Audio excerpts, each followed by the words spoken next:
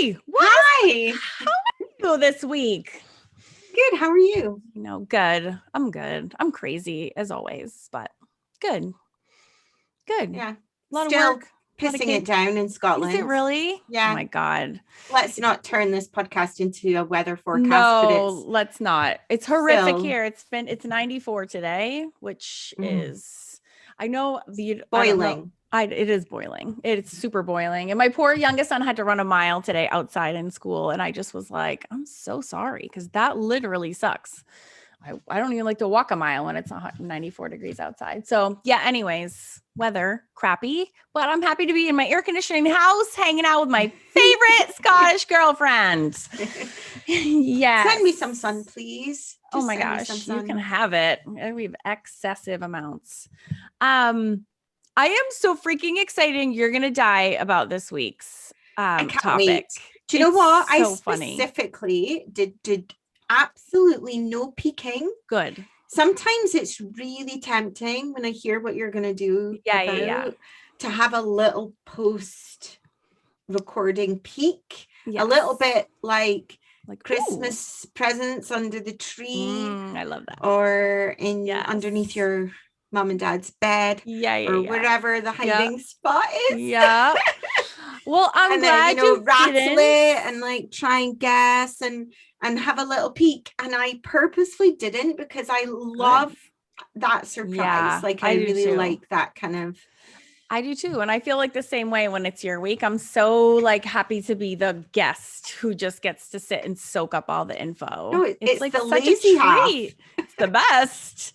But at the same time, like, I love when it's my turn too, because, it's so funny. I was like looking back at I've been like digging through our old stuff, like when we first met in person in 2017, and like kind of looking back on Instagram. I was like trying to get my Loch Ness photo. By the way, I posted that on the blog, and it is just as funny now as it was. Oh, was that Peggy's photo? Then? Well, I took it like when Peggy said, like, hey, look over there. Like, I see what's in the water. And then I posted it because I couldn't remember what I said in the post, but it was like, I looked and there it was. So I'm not really sure what the big deal was. Like, it's right there. And then there's my finger drawn like Nessie in the water.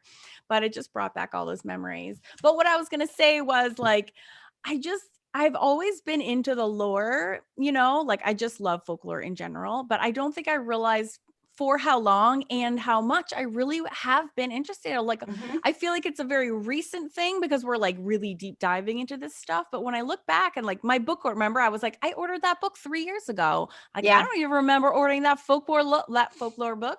And I'm like, God, I really have been into this stuff. I just didn't pay attention to my own like passion about it until we started doing this podcast. And like the deep dive into it is I'm just so grateful that we get to do the podcast, because I enjoy the deep dives a million times more than I even thought I was going to. You know what I mean? Like, I love it so much. I think it's just so interesting. It's so exciting. And I'm exactly the same. I mean, I did a Celtic studies class at college. That is quite a lot of years ago now. Over it was only like 10 years ago. What are you only 10 about? years ago. Yeah. Even though my son's older than that. But yeah. And so even though that wasn't necessarily folklore, that was, and my memory is so crappy that there's a lot of it I can't remember. But a lot of that was about stories that were written, which I guess were folklore, but the stories that were, first of all, just told and handed down, and then these big, huge, big, long ballads, which I don't think we covered Tamlin, but which is actually surprises me. Maybe you did. Maybe we did. All right. Well, I'm excited. Maybe we covered. Maybe it'll come back and it'll be all fresh in my mind again. Hadn't. I did spend quite a lot of that was first year of university. I did spend quite a lot of that time hungover from nights out the night before. What do you mean? So I'm not sure. Maybe you did. I passed the class, but I don't quite know how I did that either.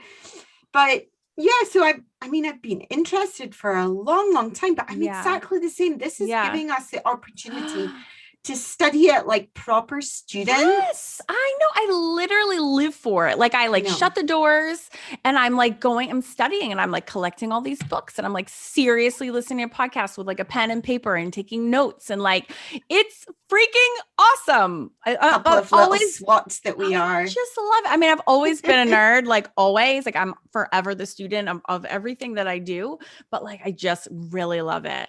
And I also have to share with you that I took notes this week in our One Scot, One Not ruminations book, which I am obsessed with. And okay, so like I'm open up the first page to take the notes, and already the first thing is this like gorgeous image. And let me tell you, it is inspirational, which is why I popped in so many photos. But I just have to say, I love this book so much, and to like properly attack it with a million notes and everything was like what it's for. It's awesome. They're so beautiful, those books, because there's plenty of room to write in, but then there's also and such gorgeous images. And I used exactly the number of pages between images for the notes for this podcast. So how perfect is that? Is super perfect.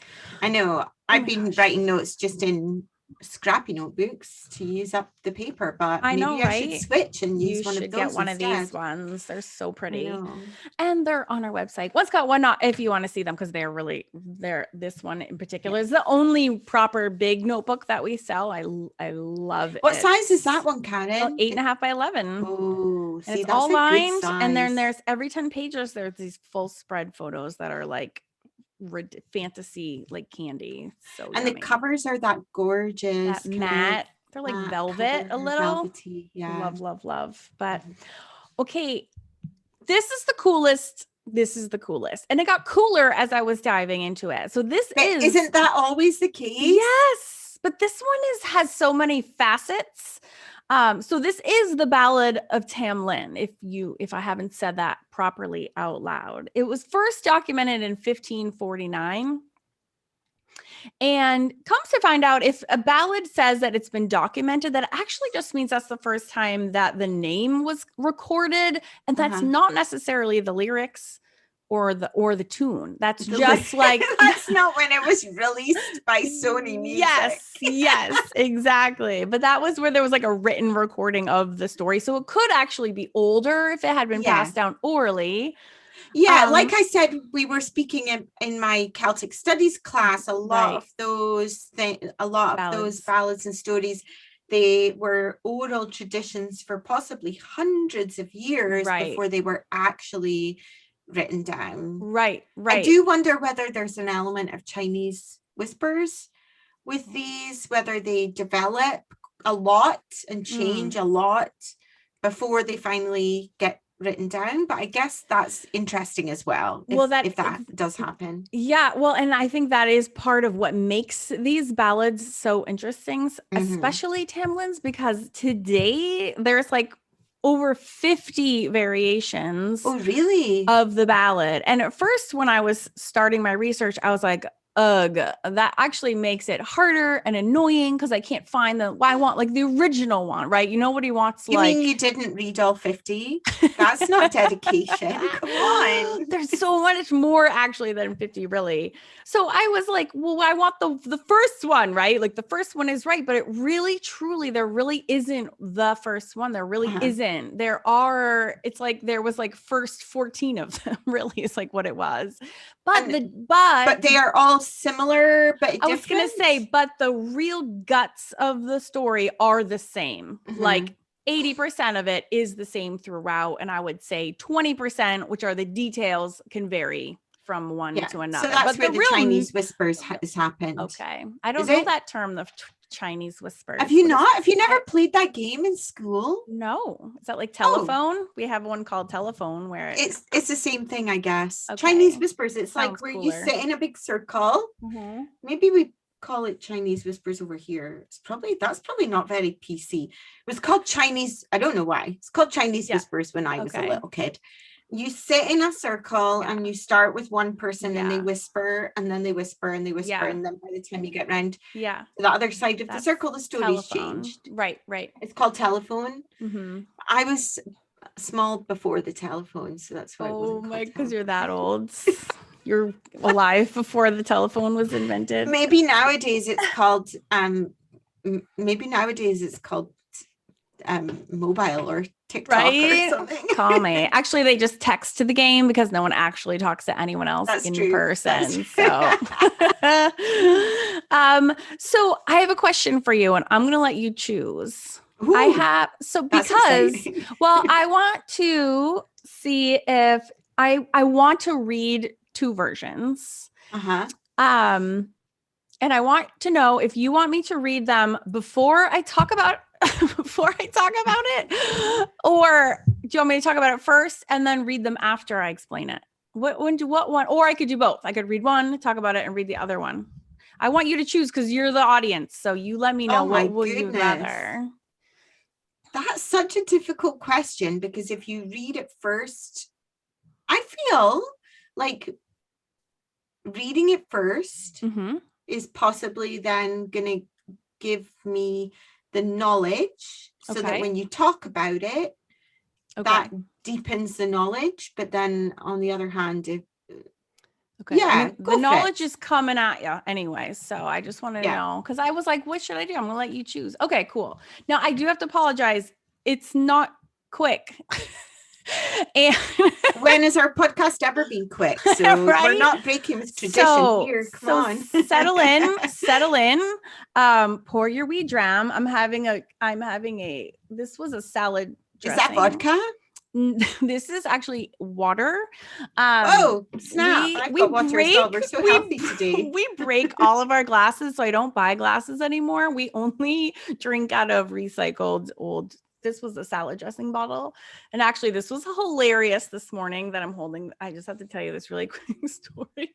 So Sean and I are like officially old. So, you know, I just turned 45. Sean's 47. So he starts to drink. Now he's drinking Metamucil in the morning, like an old lady. What's that? Like it's like fiber. It's like a fiber drink. Oh, okay. And we were so tired this morning. It was like 6 in the morning. Is he going to be embarrassed that you've told Probably, this story? But I don't think he listens, so it's okay. Hi, Sean. So he had this exact same glass that I'm holding. You can only see this if you're on YouTube. So it's like a jam jar. And I'm like super grumpy before my coffee in the morning. So I'd only had like one sip, and I'm super bitchy and like meh. And he was just standing in the middle of the kitchen, and he was stirring up his disgusting fiber orange flavored drink with a spoon. And for some reason it was totally full, like all the way up.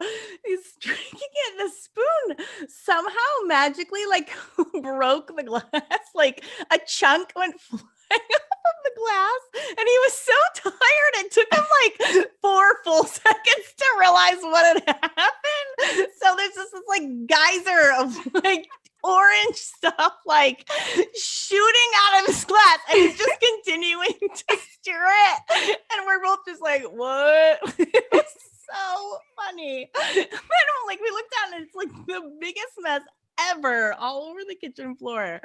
I could not stop laughing. It was so weird to go from like super bitchy grumpy to like snorting laughing. It was like a very abrupt way to wake up this morning, but it was hilarious. It's almost like the fiber sorting out medicine sorted the fiber out of the glass and like unclogged it. Wait, since when? I can unclog everything, including this glass. I know, because like, when does a spoon break a glass from the inside? Like, give me a break. Oh my god, it was so funny. It was just watching him like not Did react. It spill all over him. He was just so dumb and tired. He was like, "What?" So funny. Oh yes, it was a disaster. Oh my god, it was so funny. Okay, anyways, where was I? Tam Lin, pour yourself a drink. Don't use the glass that we use because we're, use a proper one. Okay, so this is one of the many 50 variations. How did you decide which one you were going to read? It was hard, and I listened. So the song, I do have to say, and I posted already because I'm all over the blog. I already posted 3 song variations, and I did them. Sorry, people, but I posted them in order of favorite to least favorite. I don't really even need to say that. Okay, maybe we should edit that part out. But the first rendition. Who sings them? I don't know. Well, it doesn't matter. They're never going to find us. But seriously, go to the blog and listen to the first one because it's beautiful. It's super beautiful. And I was expecting having all these song variations that the songs would like kind of all sound the same. And the variations are totally different. Just like the ballad in poem forms are totally different. And yet they're 80% the same. Do you know what I mean? Which is like so fascinating to me. So then it kind of was like, instead of being annoyed that they were all so different, and I'm like, oh, I want the real authentic one. It was kind of like, no, like actually I could then pick one that was easier to read and wasn't as long, but still captured the essence of what it was. So I have to apologize. So a proper ballad in poetry follows specific like writing rules, like actual writing rules. So there has to be, and there's 13 of them. I didn't write a single one down, but just know that there's a rhyming. That's because I'm not really bothered about knowing what the rules are, and I'm not into that part either. So, but just know that like sometimes the rhyme is essential, and other times it will just randomly not rhyme. Just know, so you know, that's on purpose, and that's like part of the actual like literature poetry form of these ballads that is to be expected. So some of it will be because I'm reading it poorly, and some of it will be because it's totally on purpose, and that is actually how they're written supposed to be. So just you'll notice some are like really rhymey and catchy, and some of them are not, and that's because of like the iambic pentameter and all that other shit that but maybe also it just depends on the person that wrote it and how good they were writing, and whether they were a good wordsmith or not. Yes, I agree as well. So this one is the source is Drake the Bard, and the album is on Hidden Gold. So actually, this might be a song that I'm going to be reading. The second summary, I'm just going to tell you right now, is fucking hilarious. It's hilarious. So I'm going to do that one as like dessert after we discuss, because it is so funny and it's super inappropriate. Oh, so sounds like it's right up our street already. Oh my God, you're gonna love it. Okay. So is Drake the Bard? Drake the Bard is the person that wrote this? No clue who that is, but that's the source. And but so is that somebody from like the 1500s, or is this? I have no idea. To give you did you do any research? Oh my, I am insulted. There is so much research. Just to give you a clue, I was going to talk about this later, but I'm going to talk about it right now. Just a clue.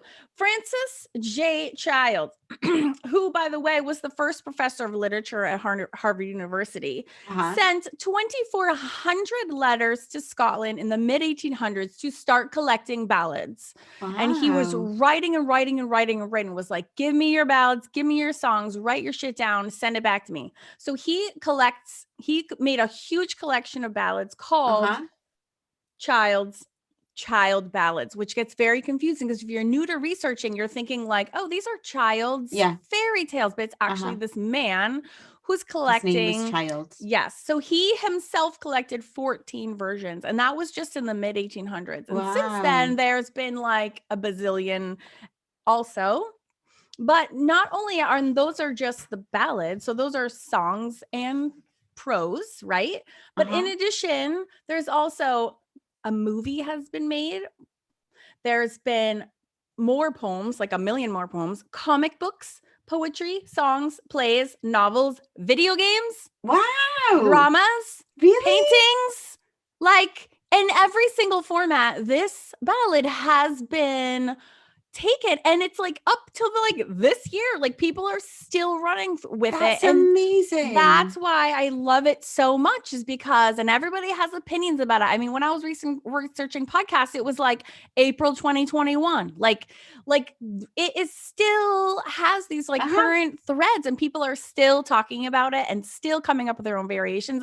And that just makes it even more exciting, because I'm like, this thing from 1549 is like still a hot topic. That's amazing. Yeah, but something has just been carrying on and on and on and on. Long. I know. And then I felt more like I don't know, had like my blessing to kind of just pick one that I kind of liked to read, because it's kind of like, all right, it still captures the essence. And how can you say that one variation is better or worse than another when there's like 1 million, right? In all sorts of different visual and auditory forms. So I just think that that's the coolest thing ever. So here's just one.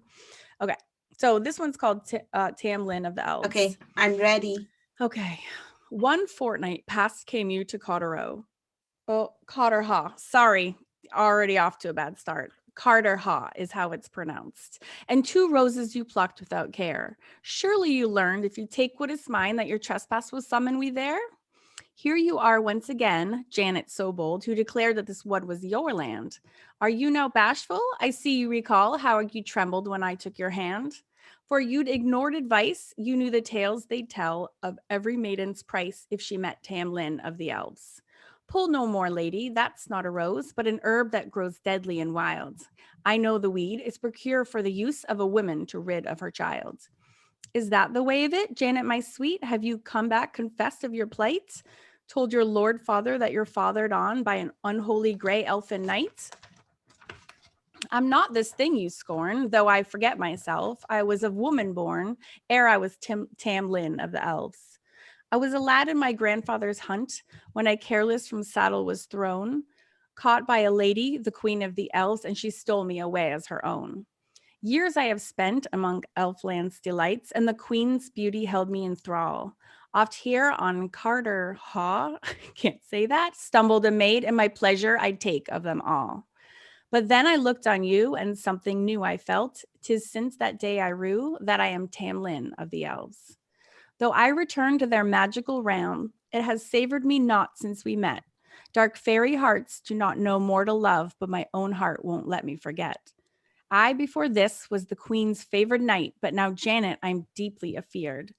Fairies land's magic, it comes with a price at the ending of each 7th year.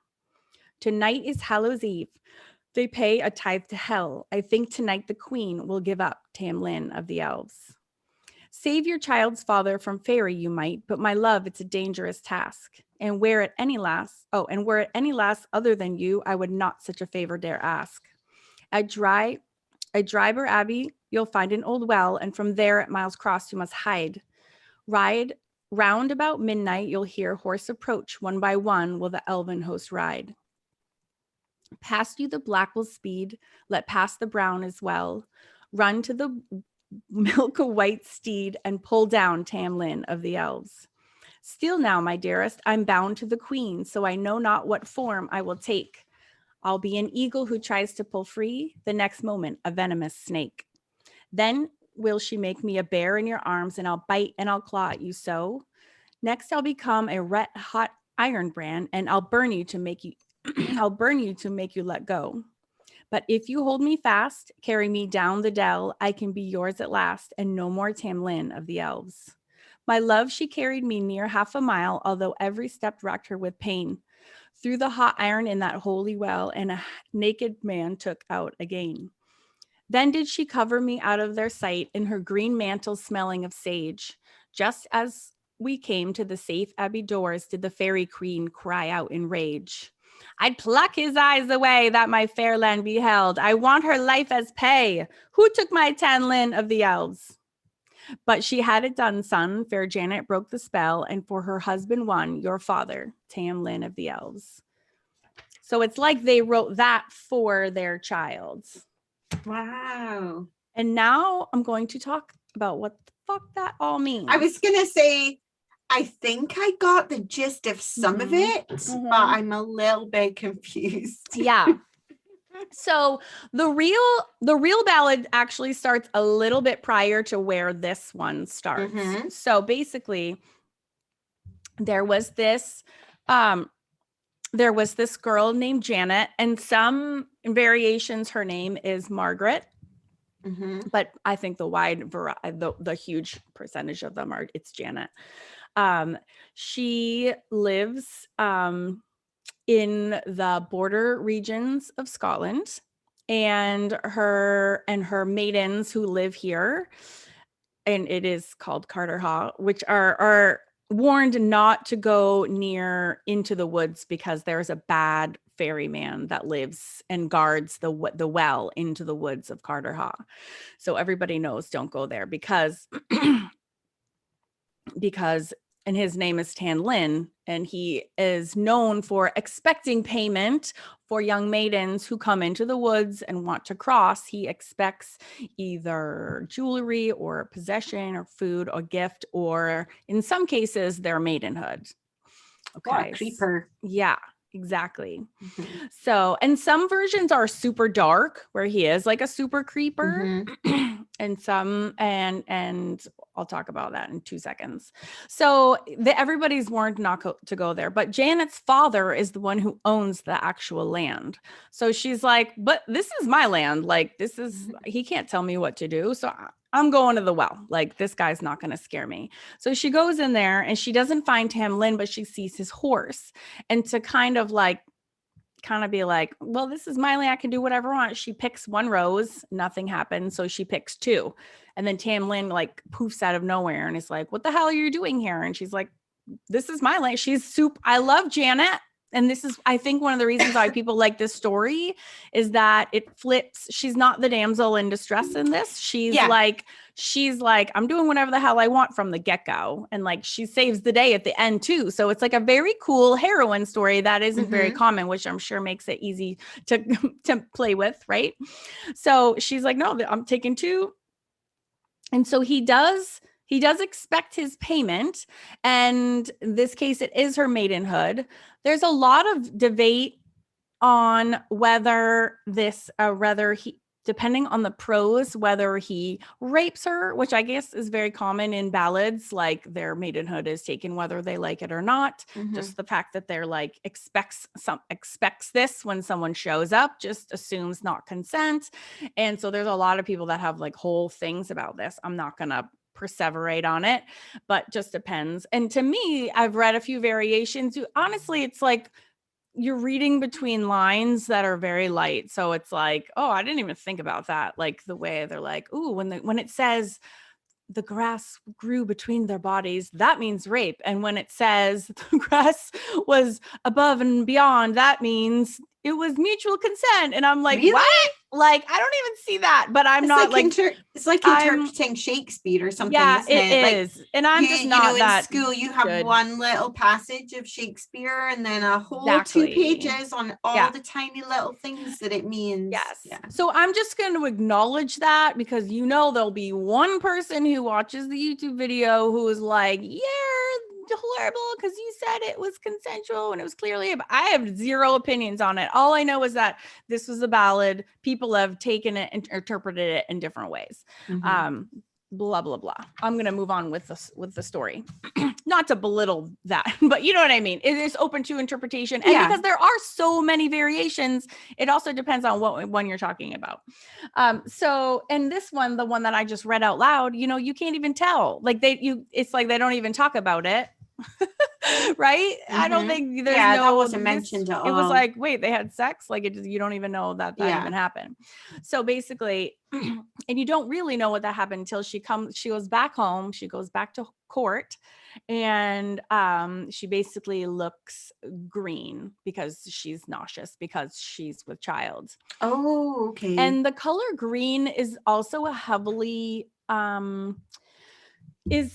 a lot of symbolism in this poem as well. Green is significant. It's come up already a few times on the podcast. Of the fairy realm. Yes. And this is part of the reason that Catherine Briggs, who's a huge, she's like the queen of the queen of the fairies, folklore and fairies. She's my idol.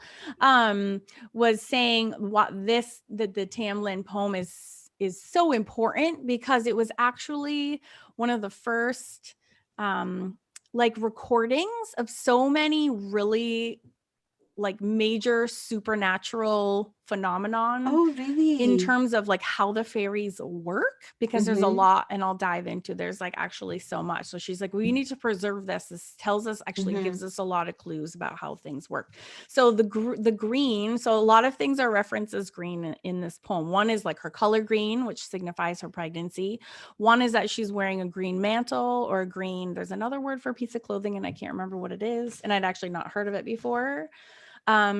because for two reasons. One is because green is associated with the fairies. And number two, which I just learned on a podcast this morning, is that green is also representative in that time period of women who are, I guess you would say, like loose, like open. So, but that is kind of in line with Janet being like, no, I'm going to the woods, you know, like you can't stop me, whatever. So she's very forward. Yeah. And she was like, had her own mind. Yeah. So that kind of goes in line with that. And then okay. So that was her. She was green. I'll talk more about the fairies. Yeah, because a lot of older stories and paintings did love their color symbolism, didn't they? Yeah. And that's not the end of it as well. So the horse, when she goes, so that's what she's going. So after they find out she's pregnant, and her father asks, who do you name as the father?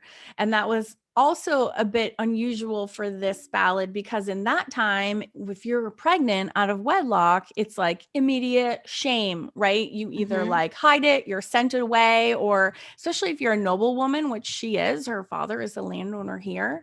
And he just says, who do you name as the father? So she's got quite a progressive father. The whole thing is a little a little ahead of its time. And maybe that's why people can still work with it in 2021. So the whole thing is really interesting. So she goes back to the woods. She says, nobody here. It's nobody here. So she heads back to the woods, and she actually starts picking weeds. So if you remember, and this is kind of where the poem that I read began, which is when she's there. And it says, yes, pull you no more, lady, that's not a rose, but an herb that grows deadly and wild. I know the weed, it's procured for the use of a woman to rid of her child. So she went back to the woods to find weeds to presumably get an abortion after becoming pregnant by Tam Lin. However, he comes back because he sees what she's doing. Actually, I think she did the rose thing again. I can't remember. Yeah, I think she does. She does the weeds, and then she is doing the roses. That's how she like gets him to come back. Does the rose have a symbolism as well? I didn't read of any, actually. I feel like roses would have had a symbolism in this time. Yeah, but I don't know what it would have been. But like that particular flower, you know how different flowers have different symbolisms? Like, yes, you know, like, for sure. Is lilies associated with death, or there's different symbolisms with different flowers? And I bet rose. I wonder if it had something to do with like purity and innocence, or. That's a good question. I don't know, but we can probably Google that like pretty quickly. Thank God for Google. So, so he asks her, why are you picking herbs that would, you know, be rid of our baby? And she says, because you're not mortal, you're not human. So I'm afraid of what is my baby, right? My father is a half elf and half human. So she's frightened. So she's taking care of things. And he says, yeah, but wait, but I wasn't always in the elven land. I was actually a grandson of a lord. So he was human. Okay. And then he tells her that when he was a boy, he fell off the horse and the fairy queen caught him and took him to fairyland. So that's like a changeling that like actually tells people like how you can go to fairyland, which is get carried off by the fairies. And then he still doesn't excuse his shoddy behavior. No, still. He might be filled with bitterness or whatever, but I don't know. You know, he got a little full of himself. Like Tamlin, it's a little bit shit. Yes, it's a lot bit shit. So he says, but actually I'm scared because tonight is Halloween, and every 7 years the fairies require a sacrifice, and they have to pay tithe to hell. They have to give something to the devil. And I think this year it's me, because it's been 7 years. And so when she learns of that, she's like, oh, well, now my baby daddy is like going to go to hell. And wait a second. And she has this like she has this change of heart, and now he's asked her to help save him so he doesn't get sent to hell by the fairy queen, and she agrees. And somehow the change from I'm aborting the baby to I love you, we're gonna get married and have our baby together. How did that very happen? Swift, but that's part of there's men out there that can manage to do it though, right? He's like, a smooth talker. He's like, talk no, you. wait, I know the fairy queen's gonna get me. He put on what he did, right? He put on a sob story and he guilt tripped her. Oh, I'm gonna die though. I know. You can't do that to me because I'm gonna die. Yeah. He's like, what about the baby? He won't have a father. And she's like, fine. So at least he didn't do the whole like, I'm not gonna be a father. I'm gonna sod off. I was just gonna say, I do give him a little bit of credit because he was like, I will help you out with the baby. So maybe save me. So so this was another piece that I think Catherine Brigg was like, let's pay attention to this. So it's Hallows Eve, which is, so the fairies have this midnight procession. So he tells Janet, go hide here. That was in the poem. He tells her very specifically where to hide. And by the way, those are real places in Scotland that you can go see them, actually, which I think is super cool. Really? Mm-hmm. What are they called again? Say them again. Carter Haugh, but it's spelled Haugh. Yes. And Carter Haugh? Like yes. Cottar? Carter. Carter Haugh. Carter Haugh? Yeah. Weird, right? I'm going to Google it. I know. So there is so at midnight, there is a fairy procession. This part is funny. So but do they still have things that happen at Halloween there? Oh, that's a really good question. I don't know. Oh, I just Googled it. It says it's near Selkirk in the Borders. Yeah, it's in the Borders region. So there is a midnight fairy procession, and he says, I'll be wearing a white horse. I'll be riding a white horse. Now, white is also a fairy color, is associated with fairies. If you remember I'm having a brain freeze in the Sears episode. Yeah. That we did. Yeah, with Thomas the Rhymer. Thomas the Rhymer, I'm sure the fairy queen, when he met her, was wearing a green dress and riding a white horse. Right. It's the same thing. It is the same thing. And their blood is white too, which I just learned from last time. And I was like, that's so cool. But what I think is so funny is in some ballads, he goes on and on to her about how he can about how she can recognize him. It's not like one stanza, it's like 5. And he's like, I'm riding a white horse. So and I have a glove on the right hand only, and I'm just like Michael Jackson, like what? And not the left. It's like when you say, here's my mobile, just in case you need to get in touch with me. Yes. Here's my mobile number. Right. Here's my email address. Yes. Here's my Facebook profile. Here's my alternative email address. Here's my landline. That's what it's right. And he was like, and my hair will be combed and my hat will be cocked up. He didn't say what direction his hair was combed though. Right. And she says, and don't look at the black house, the black horse. Don't look at the brown horse. And I'm like, can't you just look by looking at his face? Like, why? I know. Did she not have a child together? Like, why? I know what he looks like. I just thought that's so funny. Maybe she wasn't looking at his face when that happened. Maybe. So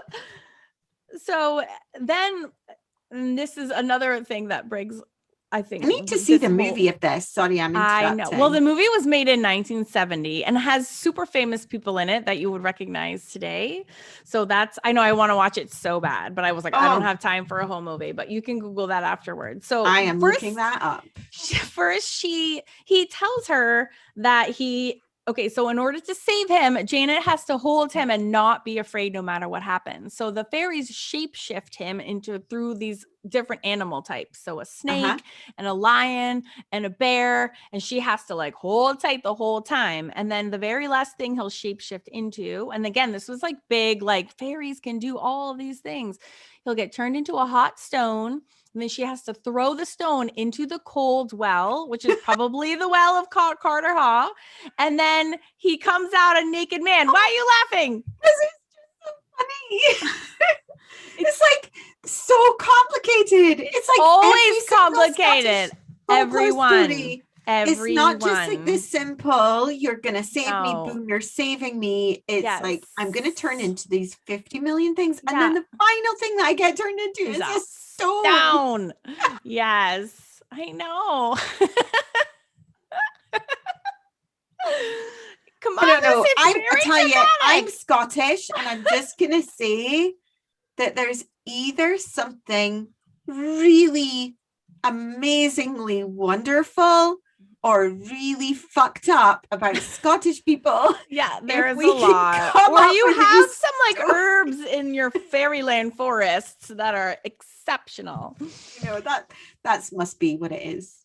So the queen of the fairy comes back and sees now naked Tam Lin being held by the fearless Janet, who, let's be clear, has saved the day. She hid, she found him, she had to hold him through all that crazy shit, and then saves his life. And so then when the queen of the fairies shows up, she is pissed. I bet she is. Like, she is pissed because Janet stole her man. Woman scorned. Plus, like, they had a tithe to play to the devil, and now they got no one. And so one of the things I read was like, mess with that, do you? You really don't want to be messing with that. No, but it also makes me think I need to redo my fairy queen project for our mythical creatures book that we're working on, because she's so fair and like she looks like a princess. You need to make her a bit more evil. She needs to be super evil, because look what she does to all these people. Like, she's not kind. So depending on the ballad, she utters all these different curses, but most of them are like, she curses Janet, death. I was just going to interrupt with various swear words. And ask if that's what she was saying. Oh, wait till we get to my favorite version of the ballad. It's so funny. So she's like, I wish you just be so ill until you die. And there's a lot of stanzas that have to do like, we'll just take out his eyes and replace them with stone, take out his heart and replace them with stone. And then because if his heart was a stone, he wouldn't be able to love Janet. And then if he had eyes of stone, he wouldn't be able to see. And then people thought that that was actually very significant, because historically in fairy tales, people, if they're taken to or from fairyland, they're usually blindfolded, or they're in always a place that they can't see. So some people thought that this was very significant because he returned from fairyland without stones in his eyes, so he might actually know how to get there between, and that made him like dangerous to the fairies, which is why that she might have been so mad, was like, he has like a secret now that, and apparently now that Janet saved him and he's now back to being a human, that somehow now he's like the queen fairy can't get him back. I guess that was like, she won, and now that's why the queen fairy is pissed. But I'm like, well, can't she just do it again? Like, she's pretty powerful. She can make people shapeshift and like maybe immortal, and Janet can just stomp through the woods and like picking roses. But like, what can she really do? So I don't know. Well, I don't know. Janet's pretty badass, but she is pretty badass. I've got this amazing image in my head of this super pissed off fairy queen. There's like pulling her hair and her face is gone all red because she's so angry, and she's hurling all these curses and insults, but getting more and more irate as they don't work. You know, that kind of almost irrational anger that someone can like get. A 3-year-old. Steam starts coming out of her head, like in some kind of cartoon or a Monty Python film. Yeah, well, and I think supposedly the queen fairy scene in the 1970s movie is like, it's supposed to be a horror movie. And the critics are like, well, it watches like this cheesy romantic comedy until the last 15 minutes of the movie when the fairy queen comes out, and then it becomes like a horror film, which I wonder, I just Googled it, and I wonder who played the fairy queen, because it doesn't say fairy queen. It just has a bunch of names. Oh, well, but there's name isn't it? There's a whole bunch of really famous people. I know. That's what I was like saying. Joanna Lumley, who is a goddess, she's in it. And I could imagine her as a really good fairy queen if she was doing a little bit Patsy from Ab Fab style, where she's like one of those I don't give a shit kind of behavior. You know who Joanna Lumley is? No.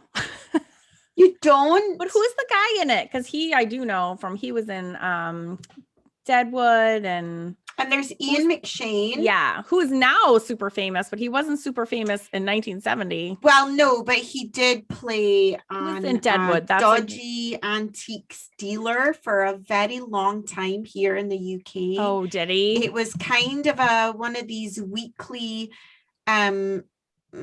mystery solving but comedy type shows. Okay. Well, he was well known in the UK. It was called Lovejoy. It was about an antique dealer who was like a little bit dodgy. I bet he would really steal things and he's stuff. Cute. He's just short. And that was on TV when I was a kid. He's in it. Now he's in Game of Thrones. I mean, he was in Game of Thrones. Yeah, Stephanie Beacham. Was she not in one of these? There's a really famous person that you haven't said yet, who is the one that I totally know, who plays who plays Janet, and I can't remember what her name is. Janet. Damn it, Janet. Stephanie Beacham. Is that her? Are you sure? She was in lots of soap operas. Like that's not who I'm thinking of. Well, she plays Janet. Cast of Ava Gardner. That's who I'm thinking of. Yeah, she's like a proper silver screen actress. Yes, exactly. Wow. They're in Wikipedia, it pops up with this beautiful black and white photo. Yeah, no, she was in like a million films. Something like 40. I listened to a whole podcast interview that was just talking about the movie. They like dissected all the and then apparently the musical version was recorded by Pentangle, who I love that band. I love Pentangle. They're like a hippie band from the 70s. I've seen them live a few times. Sounds like you. I would go do that. Do you want me to read the sorry, I went off on it. No, it's interesting to know that they did a whole movie on a ballad. To watch that movie. I know, I need to watch it too. I do want to. I wonder if it's possible to find it. Oh yeah, you totally can. You can. Okay, you ready for this one? It's really short and sweet. Okay. I have to make sure my door is closed so my kids rude? Don't hear me. Yes, of course it is. Oh yeah. Okay. What'd you say? Oh fuck. I know. It made an exclamation sound. Okay, this is Tam Lin. A summary. Surprised I didn't swear there. I am surprised. It's by Marzi Pandan Minouche. All one word. This is my favorite one. Okay, ready? It reads as a play because this has been made into a play as well. Everyone, don't go to Carter Hall. There's some guy named Tam Lin there living, and he's hella territorial. Janet, I'm doing the thing because fuck you. That's why. Tam Lin, dude, did you just come prancing in here and pick a double rose from my rose bush? Janet, why, yes, I do. I've been a naughty, naughty girl.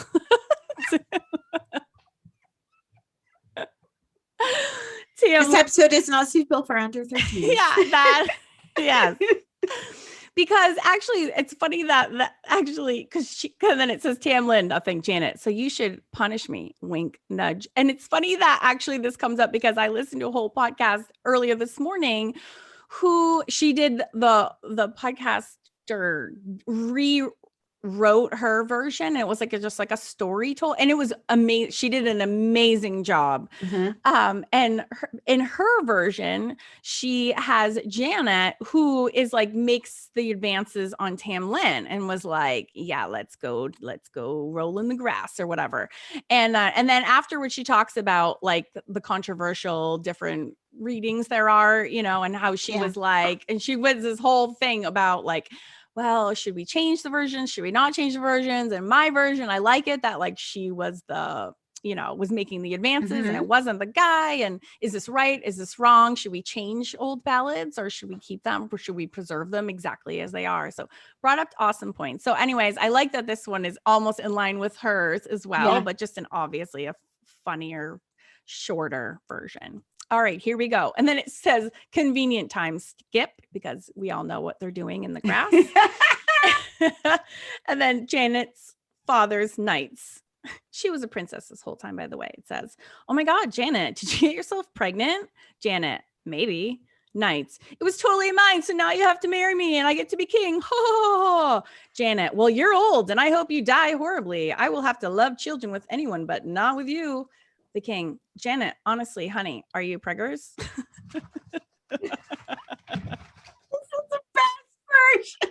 I know, right? I was like, can we just do this one alone? Oh my God, I love it. And then Jenna goes, I'm imagining almost like a Rocky Horror show, like because of the name Janet, like that Rocky Horror show scene where they're in, she's like gone to bed or whatever, and Frankenfurter comes in and he's like, Brad, Janet. I know, Janet is such like a 70s name. I have a hard time the whole time that her name is Janet. So he says, Janet, seriously though, you preggers? And Janet says, bitch, I might be. And then and then it's just king, knight, say nothing. Janet, oh, and the father is a fey knight with a badass horse. So I win. And she's away to Carter Hall as fast as she could hide, etc., etc. Janet, yeah, starting to rethink the wisdom of this whole having a baby out of Wadlock in medieval Scotland thing. Where does the abortion weed grow again? Which is like literally what it says in the ballad. Tam Lin, why you kill our baby? Janet, hey, no uterus or financial support, no opinion. Tam Lin, but true love. Janet, this is not once upon a fucking time, man. Tam Lin, okay, so here's what you got to do. The fairy queen kidnapped me, but you can beat her when the fairies ride out on Halloween. You just have to pull me down off the white horse. Janet, okay. Tam Lin, and not let go. Janet, 10-4. Tam Lin, when she changes me into a bunch of snakes and lions and wild swans and a flaming sword. Janet, nothing. Tam Lin, and then she'll turn myself into myself, but naked. Janet, where do I sign up? Sorry for the cackling laugh. No, I love it. My end. So then she goes to the crossroads in Halloween and does the thing. The fairy queen. Tam Lin, if I had known you'd pull this shit, I have turned your eyes to stone and your heart and your dick. So basically, just live your life doing whatever the fuck you want and bulldozing through every obstacle. It'll always end well. That was amazing. Wasn't that so good? That was the best thing that I have heard I was going to say all week, but I think like all month, if not all year. Right? I literally read that and I was like, print, that is so, yeah. And my apologies to all my sweet students who might be listening right now, who now have a completely different opinion about me now that they did before me reading that. I'm so sorry, yeah, but it had to be read. Just had to come out. It was so good, right? I'm a minx. What? We may be swats, but we're swats. Swats. What's a swat? What does that even mean? Is that a new word? Are we coming across more words that you don't know that I know? Wait, what's a swat? Seriously, what is that? Is a swat is like a nerd. It's not even a nerd. A swat is somebody, when you're in school, you get called a swat if you're the kind of kid that does all their studying before an exam. Oh, that was so me. I am a swat. Yeah, me too as well. Oh, I love it. With a healthy dose of alcohol mixed in. Yeah, with some F-bombs thrown in for good measure. Yeah, but I still swatted before my exams. You did swat a lot. I swatted a lot for this episode. Have you never heard that word? No. Oh, what would you call it? Nerd? Just nerded out. Yeah, but to me, nerd's a little bit different because you can be a nerd without being a swat. Because like to me, being a nerd is someone that I would say I have a nerdy side as well, like somebody that likes Doctor Who and it's like a cool nerd, like, you know, that likes stuff like that, but or computer games or that kind of thing. But so that would be like a geek. That would be a geek. Yeah. Okay. Yeah. My kids are geeks. Yeah. Which I love because their parents are geeks. That's why. But over here, I think that you would go geek, nerd, SWAT. Oh, I want a third category. It's like I know. non-binary. Yeah, it's a non-binary. It's a non-binary study addict. I love that. I love that so much. Yeah, that's totally a new word. Why don't you just start using it and see if it takes off? I did that a few years ago with some of my friends. Did it work? We decided that we were going to try and reinstate some old words just to see if they would take off and percolate out. And the symbol, the sign of them taking off was that if at some point somebody else said them back to us, right, without us instigating it, right, that we had started the trend. And so my one was, oh my God, were you sober? I just need to know if you were sober. Probably not. My one was capital. I thought that was such a cool word, like 1920s and 1920s. That's so capital. Instead of saying something's cool or awesome or whatever, that's so capital. And I'd say, that's so capital to everything. Did it work, or did people just look at you funny? It was just the nerd that said the word that nobody else. Everybody looked at what the fuck is she saying? That dress is just capital. It's so capital. You're so capital. I love the idea of reinstating words that people didn't use anymore. So you can do it with SWAT. You can start to call people SWATs. Okay. The only thing is, it's not really. It's a little bit derogatory. I was going to ask you if it's like better or worse than, yeah. Yeah, it's quite like, oh, you're such a SWAT. People used to call you it in school if you were sitting doing your work instead of having fun. Oh, you're such a SWAT. Yeah. So it is a little bit derogatory, but you could try it and see if it takes off. And then maybe in a couple of years, it'll come up in some TV show in America. And I'll be like, that was Karen. She did it. Full credit for that. Because that matters a lot. It does. That's fascinating. Oh, I like that. I like that idea. What was another one of your friends' drunken word circle ideas? I don't know. I can only remember my one. That's so good. I like that. It's my funny, one was the most important. It's funny that you're this is capital. It's a capital idea. It was the most capital word. It's funny that you mentioned 1920 because they said up until 1930, there were really only those like 14 versions of this that what's his name Child had found when he had written all those letters to Scotland, was like, give me all your stories. And then in the 1930s, there was like an explosion of them. Wow. They like came back. And do they have any suspicions over whether, I know you said that you gave up trying to find the original. But do they have any suspicions over which one's the original? You ask very astute questions, my friend. So there is We're on the same wavelength. It's called Child 39. There's like 39A, which is like, that's the one that Catherine Briggs dissects.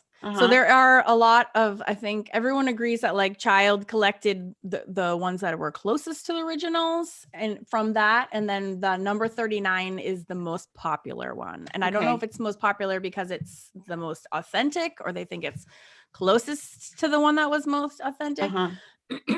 But that number 39 comes up all the time. And it's so funny because this is, again, when we talk about this every week, when we research things and we come across things that other people just gloss over like it's no big deal. And then we're like, wait, what the hell are you talking about? That's like the numbering system. I kept reading, and book after book. I have a few books that mention and have whole iterations of the Tamlin poem in them. And it'll say like, this is Child 39A or Child 34, blah. And I'm like, explain what that means, please. There's no context for that anywhere. And they'll even do that in like podcasts or other things. And I'm like, somebody please take a minute and be like, oh, named for Francis J. Child, who collected the stories, and that was number 39. He actually has a 5-volume set. Actually, was on Amazon last night. I was like, should I order them? Who he actually had them published. You can buy them still on Amazon, really? which is a collection of all I think I need to get my hands on those. And there's 5 volumes, and I think this one, I think number 39 shows up in volume 2. I can't remember. Wow. So yeah, isn't that neat? So that's very authentic. But I'm like, you guys need to expound upon that. Like, what the hell does that mean? You just write it in your book. Like, we're also students, the word child 39 means. Like, that could be anything. Is it a literal Janet child? Ended up having 39 children. I know. Like, what does that mean? Like, or at least it's parentheses or a footnote or something. Like, somebody tell me what that means. So, anyways, obviously, I was able to figure it out. But I just think it's so funny that people just gloss over that and they don't feel the need to like explain. So, or maybe I'm just dumb. I'm not big enough. No, I don't think you are. I think that possibly me and you kind of maybe hone in on things like that. Well, it's an inquiring mind that you think, where does that come from? That is there? So you said that it was the 1500s that it was first written down. Yeah. Is there any discussion about when they think that it was first? Well, it was first mentioned, 1549 is when they come across it officially for the first time. Mm-hmm. But that was like a 100-year-old story or a 700-year-old that story? I don't think they know. I think that any time that they come across something like this in print for the first time, the assumption is that it's been passed orally for quite a bit of time before it makes its way onto pen and paper. But I just think it's so cool how like even now in reading these ballads and how sophisticated they are. I mean, it's not like it wasn't just Shakespeare that was hanging around this time whipping out these magical poems and literature. There was a lot of sometimes I feel like he just happened to get the big name, and again, he had a better marketing. He had the better marketing team. It's just marketing. That's all that is.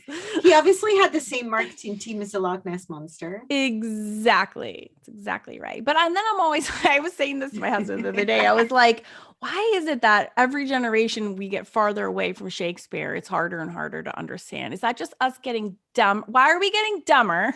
They were very smart in the 1500s. I mean, look at the literature and the prose and the songs that they were coming out with was very sophisticated. Who look at some of the things that are made now in terms of the technology is out of this TV world. Series. True, but films, literature, maybe it is. There probably is. I hope so. I think possibly it's just that the relevancy and the language is so far removed from our language that people switch off because it's so hard to read. Like you need an extra book sitting next to you in order to interpret it. Right. So it's almost like your own language version of reading a book in Spanish or French and having to sit there with every single word and go, what does that mean again? And look it up. And also, I do feel a little bit like there is something really wicked happening. Wicked's the wrong word. There's something really wicked happening in a bad way to our attention spans. Oh, yes, for real. That's real. Yeah. That's a real thing that's happening because of technology.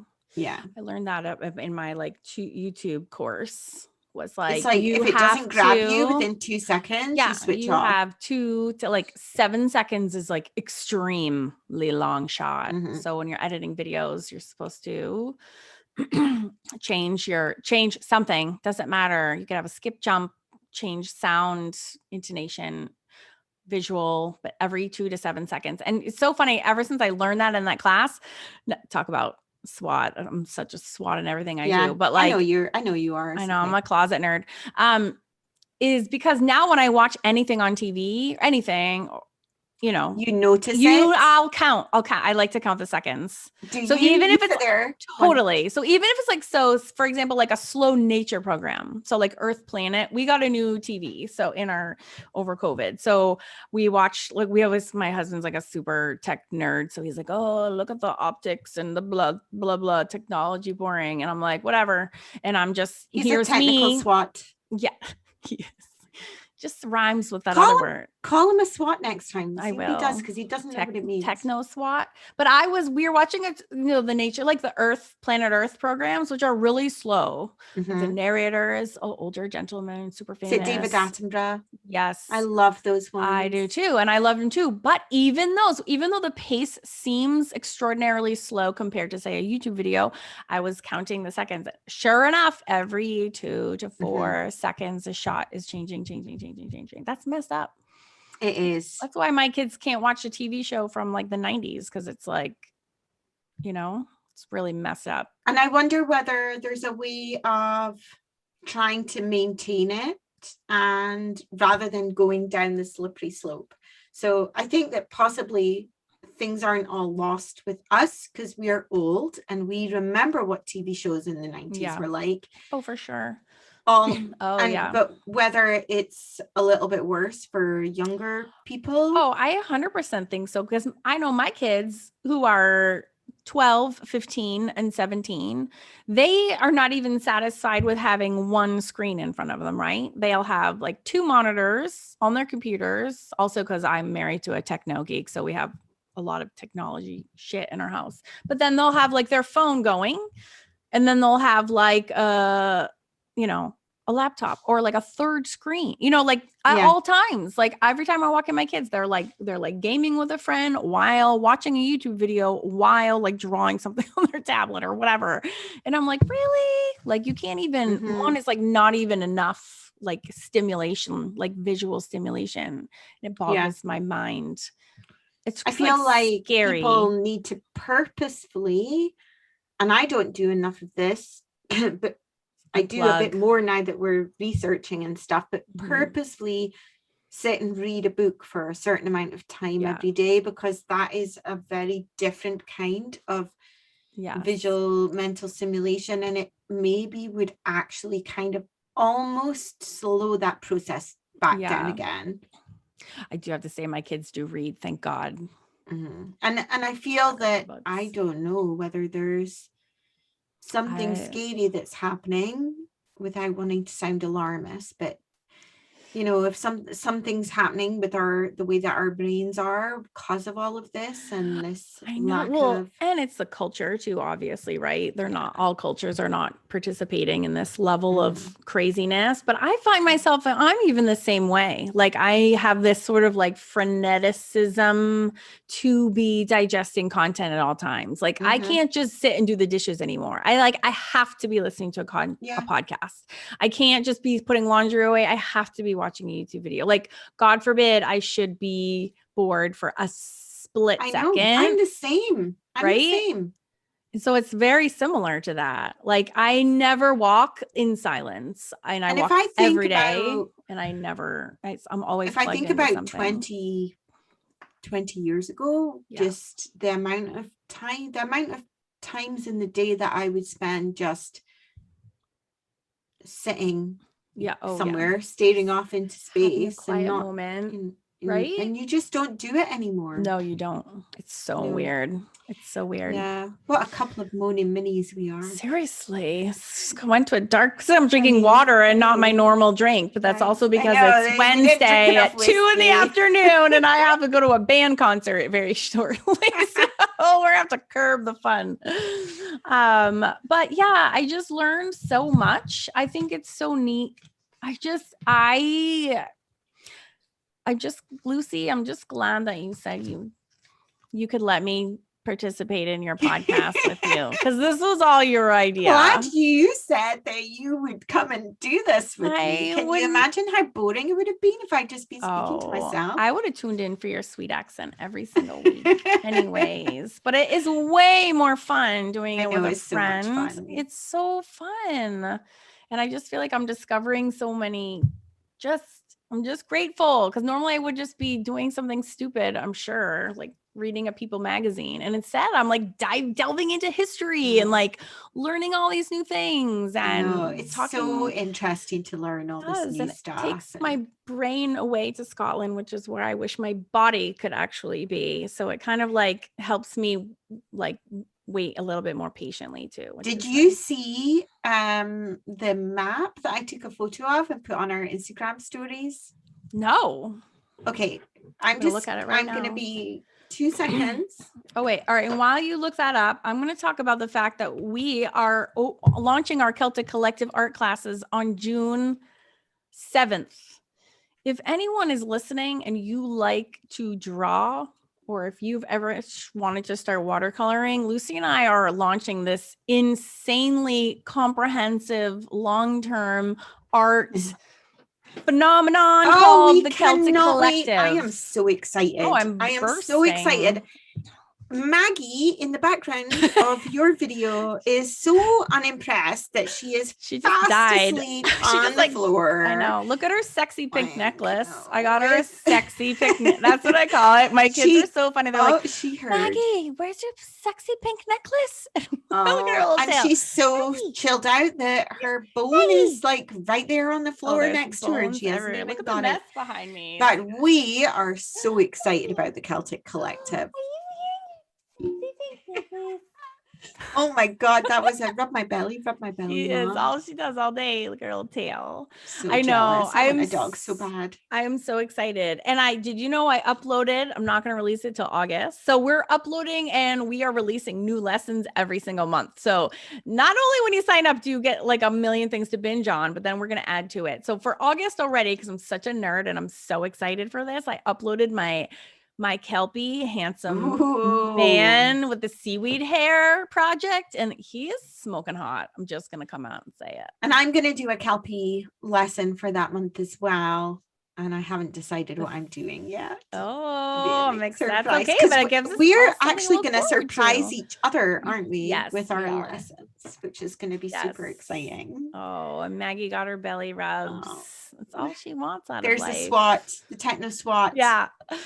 This is yeah, I got this cool map the other day that is called Discover the Archaeology of Northeast Scotland. And that's what I studied in college. And I talked to you about this via Facebook voice messenger, but this is a big deal for me that what I studied in college. And then you were like, me too, is like coming full circle. Cause I studied anthropology and archaeology and traveled to all these insane places of the world.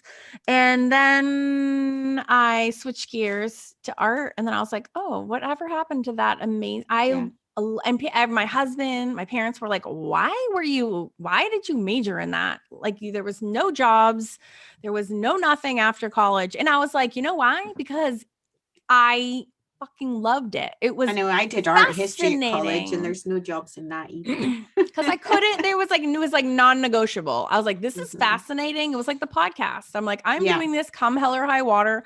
I don't care if there's jobs in this or not. Like I get to travel the world and like study ancient humans. But the thing is that you should always do what you're most interested in, because then it's fun to do. I always think on a weekly basis how lucky I am that I basically for my living get to do the things that I love to do. It's like I'm playing and working at the same time. Yeah. Oh, absolutely.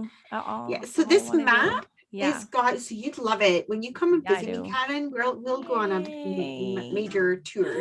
But basically it has marked up I did see this. Yes. Oh my God, look. I'm showing for the YouTube people, but basically it's got, see all these little symbols that look like benches. They are all the recumbent stone circles. No way, there's a million. In Aberdeen. There's like 150 in the northeast of Scotland. And then these little circles are stone circles. So recumbent stone circles are different from stone circles. So stone circles are, I was going to say just, but it isn't a just because it's still really cool. But stone circles are a circle of stones. And then recumbent stone circles are all from like 3000 BC, are the ones that have at the head of the stone circle one huge stone on its side, and then two stones that are next to it. Right. And no one knows why. And you only get them in the only places in the world that you get them are in the northeast of Scotland, in the area that I live in, just in this little bit of the northeast of Scotland, and in one portion of Ireland. And that's the only two places in the whole world that you get that particular kind of stone circle with this recumbent stone. And actually, I think there's been some studies done that possibly, and I might not be being very proper when I talk about this, I might not have actually got my facts straight, but that there's a little bit of a pattern to the positioning of the recumbent stones. Like if you were going to map them all. Oh, really? No way. That's super cool. I know. So I would love to go back in time. Yeah. And maybe not stay there because they've not got very good hygiene. But I would love to just find out. Just find out. I know it sounds really horrible and morbid, but if there's one thing I could like wish for when I die, is that you get all the secrets of the universe. I need a stronger drink, Sean. You know, that suddenly you know what these things are. I mean, absolutely. I don't mean you should connect them all up. You should get us straight. Get a ruler and connect them all. Guys, is to go and visit loads of these things. So this map doesn't just have recumbent stones, it's got Pictish stones as well. So the recumbent stones are from about 3000 BC, and the stone circles are from that era. And then the Pictish stones, like we were talking with Loch Ness last week, the Pictish stones are a lot newer. They're from more like 600 AD, that kind of era. They're still super cool though, because they have all the like hieroglyphics on them. So they're even more, which is like, how are you carving those stones anyways? I know. And also, the amazing thing is nobody knows to this day what they are. Of it means. It's like it's super amazing, exciting. His mystery. Like a hidden secret. I can't believe no one has like debunked those yet. Debunks the wrong word. Decoded those yet. I know. Like not one. I should have kept on studying, and that's what I should. Maybe I should go back and do it. Definitely could have done it.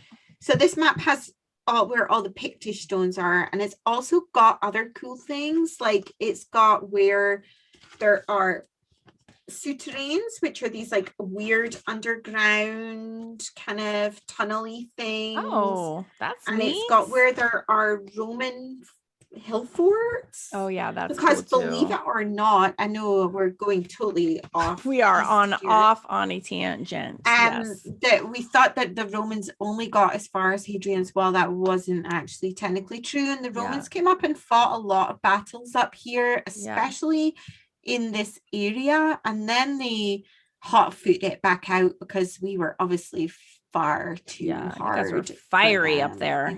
Fighting people. But there are lots of like hill forts and burial caves and stuff. So I'm gonna go and visit as many as I can. I want to come. Take photos, and I'll post some on Instagram when there's nothing cool around here at all. I'm nothing good. I know. How cool is it though to have a map that's got all these places? Well, what I think is interesting too is that you're on the opposite side of Ireland. It would make more sense if the ones in Ireland and Scotland were on the west coast of Scotland, but they're not. So it's kind of weird that they're both on the eastern shores of the two separate places. And there's like a big gap in between. Yeah, I know. So weird. I wonder why. Or did they like boat over? Was that like the same people?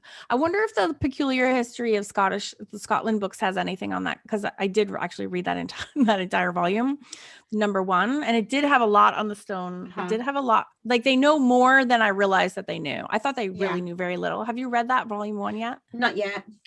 dig through there because they had a lot on the stones in there, more Mhm. than I thought. I was like, I thought they knew nothing, and they actually knew quite a bit. Yeah, I think they Not about the picks, but they about the big ones. Yeah, they think they know what they were used for and various different Yeah, uses and so all of those kinds of fascinating. things. But Wonder yeah, if the we maybe have picks- to do some episodes devoted to stone circles. That would be a super fascinating episode. Yeah, and we could put this whole chunk that we just talked about for half an hour onto that one, so this one wasn't 2 hours long. Yeah, Like your face was so bummed. You're like, or we could just tell people, like, go back Yeah. and listen to episode. right? Are we 11 or 12? I don't even know. 12. We're 12. We're on 12. Yeah. Oh my And God. don't forget to go to One Scot, One Not, the website, and go check out the song of Tamlin. The first rendition is so beautiful. It's so I'm gonna so go listen. good. I'm It's actually going to amazing. check out that Pentangle one as well, because Pentangle are a lovely band. So I want to hear their version. Cool. Yeah. And they might the be on film, there. And the film, I know. and the cartoon, and the video I want to game. see the video game and the comic strips. What? Do you know what? I bet there are some, just like your one that you read out. I bet there's some like slightly questionable X-rated comic books on Tamlin. We have sex, we have abortion, we have shape-shifting, we have I mean, it was like a horror movie is what that was supposed to be. Like, there's a lot going on in there. I know. In that little song. So, well, thank you for telling us, because I actually didn't know. That was so fascinating. It was really interesting. I hope I knew that it was something to do with somebody from the fairies meeting somebody that wasn't from the fairies. That's all I knew. Yeah, well, and I didn't know there was all that other stuff involved. So much other stuff, and it's still like buzzing around our popular culture, which I just think is the coolest of all. Yeah. So thanks for listening. And what are you doing next week? Can you give me a sneak peek? I thought that I would give a summary, which of course implies it's short, but it probably won't be, of the Seelie and the Unseelie Court. Yes. So excited. And did you know that's just only in Scotland? There's no, the fairies. I did not know that until today. I thought that was like the Irish fairies were organized in a similar fashion, but indeed no. So well, don't do too much research, because you want it to be surprised. No, I don't know much other than one means good and the other one is bad, and that's the extent of my knowledge. Yeah. So that's the extent of my knowledge so far, because I need to go and research it. Get on it. I better move on. Yes. Oh, I'm so excited, and thank you everyone for listening. And we will see you next week for Lucy's fairy rendition. Bye. That was super amazing. Oh, thank you. It was super fun. Bye. Bye.